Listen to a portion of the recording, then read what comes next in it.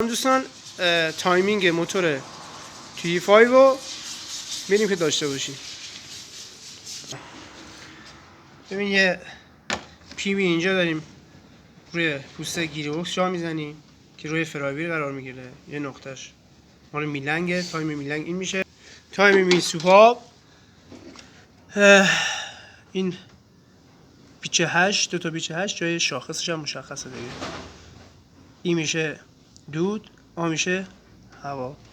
یه نکته دیگه هم که هست، اینا رو که در میاریم، امیر خان رو در بیار، تایماشو در بیار، خب اینم در بیار، خب اونم در بیار، مال میلنگش هم در بیار. تمام. حالا میچرخونیم، از اطلاع بچرخون، موتور رو میچرخونیم. حالا اینجا این صفر خونش باید بازی کنه. بچرخون از اطلاع، چرخون.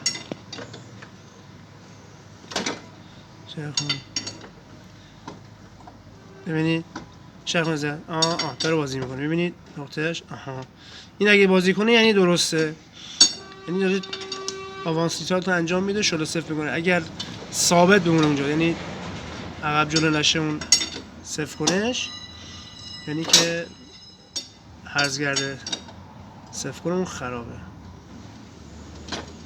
چرخون زد تو ببینید،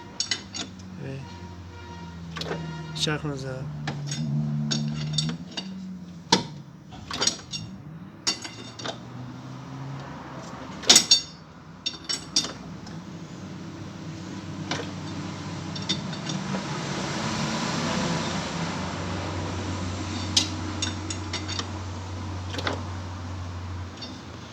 نه از